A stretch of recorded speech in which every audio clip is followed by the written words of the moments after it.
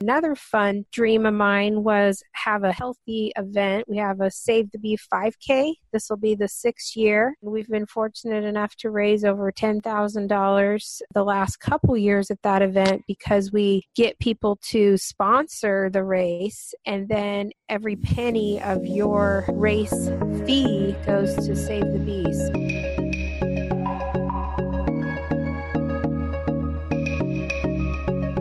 If you're someone who refuses to go along to get along, if you question whether the status quo is good enough for you and your family, you want to leave this world better off than you found it, and you consider independence a sacred thing, you may be a prepper, a gardener, a homesteader, a survivalist, a farmer, a rancher, an environmentalist, or a rugged outdoorsman. This show is for those who choose the road less traveled, the road to self-reliance, for those living a daring adventure, life off the grid.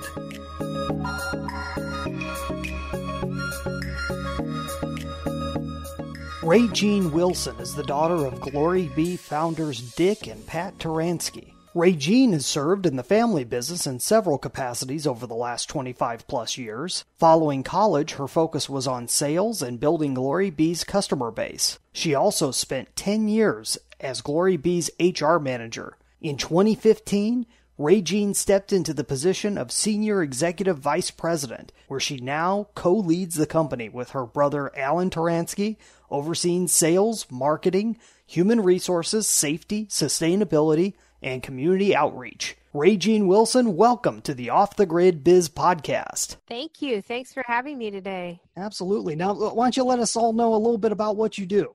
Well, like my bio said, I'm the Senior Executive Vice President at Glory Bee, and I spend a lot of my day sitting in an office, in meetings, solving problems, helping people solve their problems so that we can take care of our customers. Specifically, I'm involved in our community programs where we give back causes, Vice President of Marketing as well, and Vice President of Sales, working on our branding, our new products, our marketing plan. We're in the middle of a brand refresh right now. And on the human resource side, I connect that with our safety and sustainability. That has a lot to do with our people development and the programs that connect to that are tied to our values and keeping our employees safe and making sure the work they do has the best environmental impact possible or the least environmental impact possible. Great. So have you always seen yourself in the family business? Well, actually, no. I never really ever thought I would work in the family business. But after college, I wasn't really able to pursue the exact career I had hoped for because I realized it would create the need to go back to school. Didn't want to do that at the time. And so I ended up coming here working in the shipping department, got the opportunity to work in sales, eventually human resources. And then here we are, year 29, am now involved, like I shared earlier, in marketing, sales, human resources, and the community. Looking over the website, glorybee.com, things that originally drew us to you is the fact that you have beekeeping, soap and candle making things, a lot of things to help people become more self-reliant. But at the same time, you also have a lot of end products like honey, supplements. I see cooking and baking here, including, agave syrup and dried fruits and nuts. A lot of people may be familiar with Aunt Patty's coconut oil. I remember buying that. We still use it, but I first ran into it years ago. Yes. Some of the best stuff on the market. So out of all those things, what would you say is your top selling product right now? Well, top selling is definitely our Northwest raw clover honey. It is really delicious. It's going to be friendly for everybody in your family. The raw honey has more nutritional value, so that is our number one retail item. I also would like to share we have one really cool new item. It's a brown butter honey ghee, Ghee, with a little bit of salt in it. And ironically, last year when I personally was the person who innovated this product. I wanted to win Product of the Year, and it became a finalist for Product of the Year at Natural Products Expo, one of 3 products in its category. And we didn't win, but I think it's an amazing product. So if you get the opportunity to try Glory Bee's Brown Butter Honey Ghee, you will not be disappointed. That's great. Who is your ideal customer? Well, On the business to consumer side, the customer is probably going to be a little bit more educated in the natural channel. It's going to be a lot of families. It's going to be people who want to use healthy products in their home for cooking, for baking, to peanut butter sandwiches. They're going to be conscientious. And we are right now in the process of trying to do more marketing to the younger generation. But right now, most of our consumers are somewhere in their, late 30s up through the 70 age range. Great. And tell us a little bit about your business-to-business end of things. On the B2B side, really our prime spot is selling to manufacturers, people that are making bars, beverages, cereals, some sort of consumable items. So our larger customers would be like a Starbucks, a Nature's Path, a Kind Bar, Dave's Killer Bread, Fran's Bakery, and we're selling them things like honey and oils and seeds, things that they would be buying as a commodity, as an ingredient. And what we really do well in those partnerships is we provide transparency. We're SQF certified, we're organic, we're non-GMO, so they're able to buy quality ingredients from us and at a fair price. Been involved for 29 years here. What would you say that you like best about both your business and your industry? Customers have always been near and dear to my heart. And I always think of customers as external and internal. So my employees are my internal customers, and the external customers are the businesses that we serve. And then the combination of getting to be selling food and delicious food that is good for you really brings me a lot of internal satisfaction. Awesome. What would you say is your biggest gripes regarding the business and industry? Well, there's a lot of challenges in the food industry. It's food safety, all of the requirements to do business, a lot of the laws, as you have seen recently in the news, the government's a little more involved, just adds to the complexity and sometimes makes it harder to do business and also to do business with smaller companies that are just trying to get their start, like Glory Bee was 40 years ago. I get how important food safety is, and especially when you think about being the consumer, but sometimes it's very complicated. So have all the regulations and everything been more of a recent thing, or has this been slowly growing over time? I think because, back in 2007, we had one of the largest recalls in the history of the nation. There's been a lot more food recalls. There's a lot of new laws tied to FSMA, the Food Safety Modernization Act, which is tied to international and importing. And then, most companies now are required to have a lot more documentation. And some of those smaller companies, pretty daunting. We are at least a size where we can manage all that, but it makes it more challenging for somebody to get started in business, much more challenging than it was when we first started in 1975. In terms of the B2C side of things, where are you finding new customers at? We have a 90% customer retention, which is really kind of amazing, but we also get a lot of referrals from our current customers. And then there's a lot of business development that's done at some of the more major trade shows. So that would be like Natural Products Expo, that would be Expo East, Fancy Food, also just business development. Our sales team out there looking for other companies that would be making similar products. One thing that's really blown up, and I like to kind of have people who are, my age, I'm 50 now, think back to when you were a kid and you would go to a party or an event, and most of the time there was like tea and coffee, maybe hot chocolate, maybe a little soda if you're lucky. But today, when you go to an event, is there any event you go to where there isn't like some sort of sparkling water, and there's kombucha, and there's beer, and there's wine, and there's maybe some distilled spirits, because people drink things, all sorts of different things. So we have had a lot of success over the last few years doing more business with natural beverages. They use organic sugar in kombucha. We actually sell organic sugar. Some of them use agave. People use tapioca syrup, honey, of course. The beverage has been really new for us. We actually sell molasses to some more artisan distilleries that make rum. So who would have thought? Wow. This little funny company in Eugene, Oregon that started in a garage would be getting to do some fun things out there with new types of customers.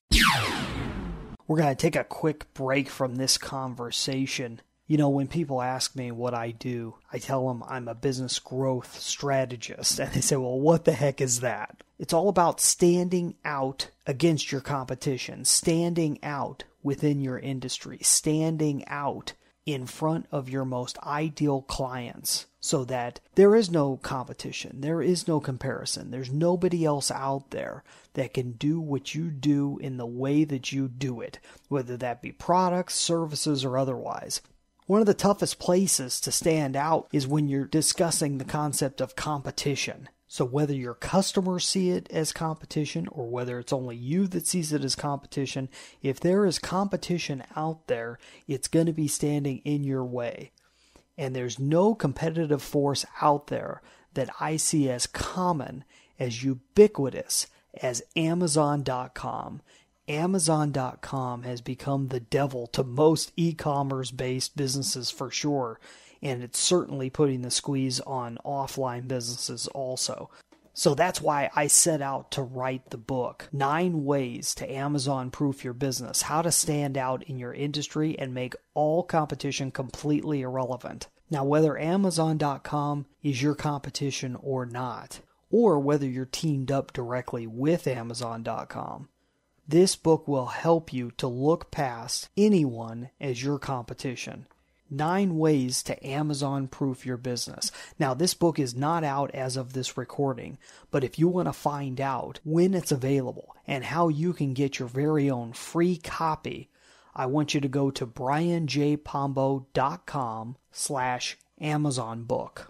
If you leave me your information, I will let you know as soon as that's available. And not only that, but anything else that we end up offering having to do with this book. For example, how you can get a hard copy of this book, how you can get the audio version of this book, how you can take part in workshops related with the concepts within this book. That's 9 Ways to Amazon-Proof Your Business. Go to brianjpombo.com/Amazon book.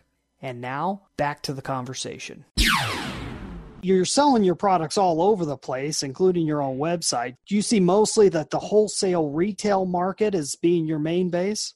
Yeah, our main base is really the B2C. We do, of course, our products where you're going to find them are going to be kind of middle to upper scale grocery store chains. Mm-hmm. And then we do also sell to some big box. We have some products at Costco, even like Winco, which is a little bit more of a scaled back in terms of a gourmet store chain, but does a lot of business. Yeah, and then online, online is growing. There's challenges in general with companies of our size with online, as some of the big players, not to name any names, you could probably guess, there's probably a box waiting on your doorstep right now. Because it's a little challenging, not always cost effective to sell your products through some of the online major players, because there's a lot of fees that are charged to companies. And so we are working on some of that, because I don't think that's going anywhere fast. People want to have things waiting at their doorstep when they get home, and they want to spend their free time doing other things. Mm-hmm. Absolutely. You mentioned earlier trade shows. Do you do any other sort of outreach or marketing that's offline? We, especially as it correlates to our Save the Bee and we're also B Corp. I don't know if you're familiar with B Corp. No. But that's a certification. It's a third-party certification that a lot of values-based companies, they don't just have to be in the food industry, are choosing to explore. And you go through a big assessment and they score you on how do you treat your employees? How do you pay your employees? What kind of benefits do you provide? Mm-hmm.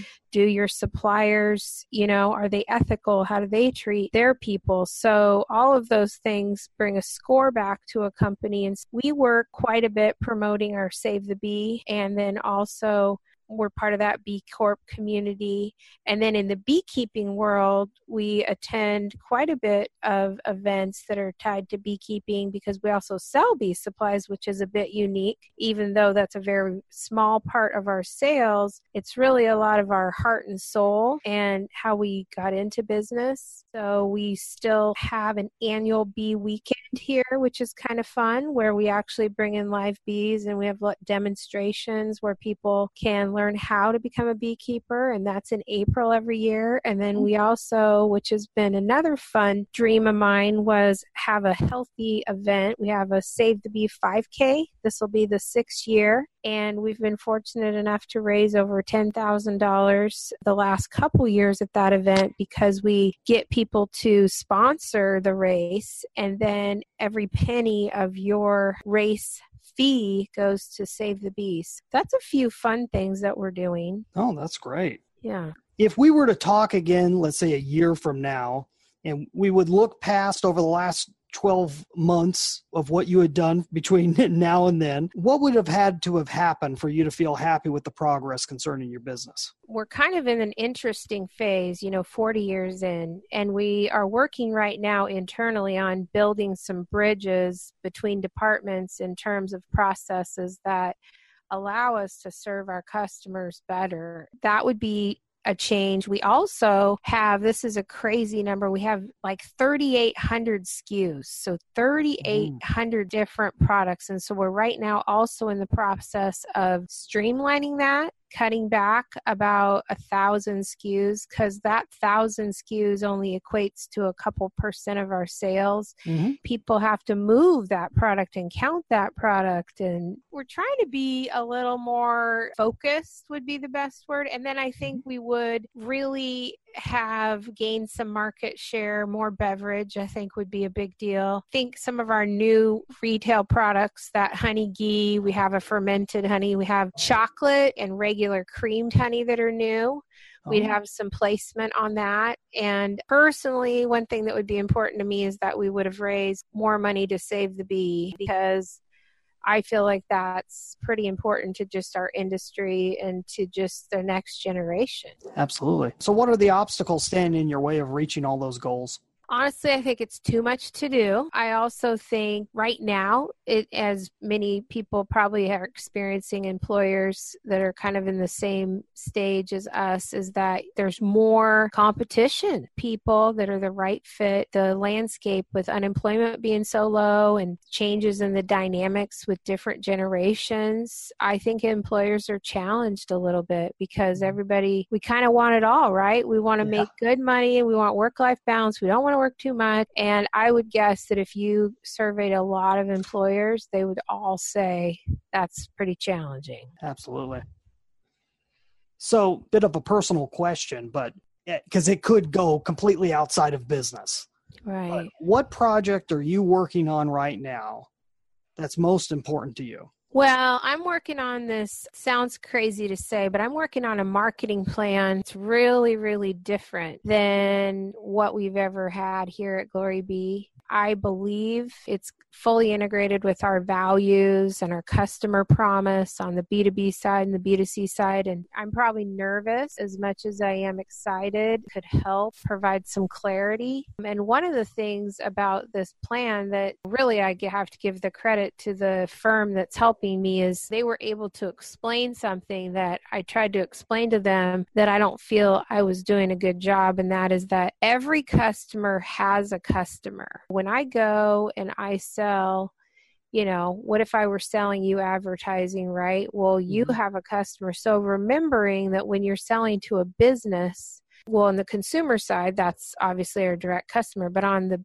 business side, they have a customer. So if I can help them do a better job serving their customer, I can build loyalty for a long-term relationship with them because I care more than just making the one-time sale. Oh, that's very insightful. That's definitely something that I think a lot of people would relate to out there, because we have a lot of business owners and executives that listen to this, Yeah. And in that sense, is there any other advice that you would have for business owners that are out there in similar markets? This is a tough industry right now because, mainstream conventional businesses have figured out that those of us, like I said, in my generation, we're aging. And so healthy food, healthy products, and then the fact that food is a lot about relationship, there's a lot going on. So I think my biggest desire for our industry or for businesses like Glory Bee is to keep focusing on your values and don't forget what those are, because at the end of the day, if you can go back and know that you were true to those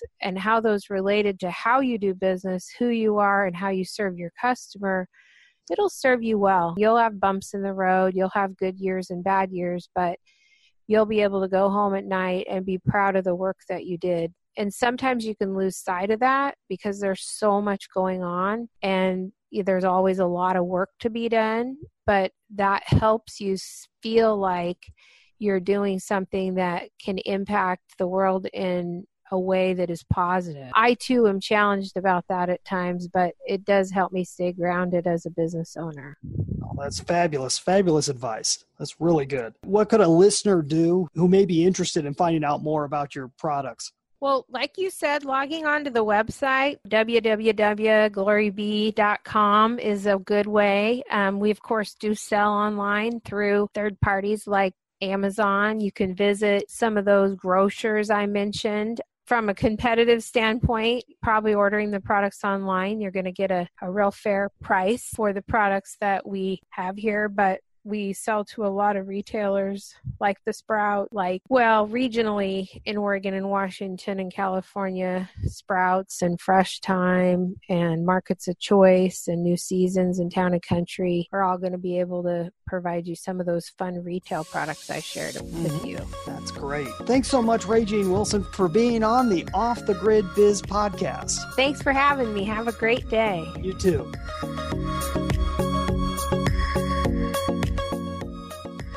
Wow, Raejeanne really knows her stuff. It's really interesting talking to somebody who's working with a company that has such a huge history and has grown to such a large level. It's a very different conversation than some of our other conversations, say, with somebody that's just starting out, trying to get their business up and going, and you see the differences in the things that they're focusing on. But look at the amazing things they've been able to accomplish. I mean, she said 90% customer retention. That's huge. I don't know how they're able to calculate that, but that's really, really cool that they can. And the fact that they're focusing on customer referrals and focusing on trade shows, that's really, really neat. Her focus on being an award finalist, if you think about the authority that comes along with that, and the fact that when a company is this big, they're focusing on getting awards like that. How big of a difference could it make for those of you that have companies that are more on the mid-range? If you're really looking for attention, focusing on awards is a big deal. And that kind of gives you a concept of where their focus is across the board, is all on this whole idea of building goodwill within the community and also being ubiquitous, just being everywhere, being seen everywhere.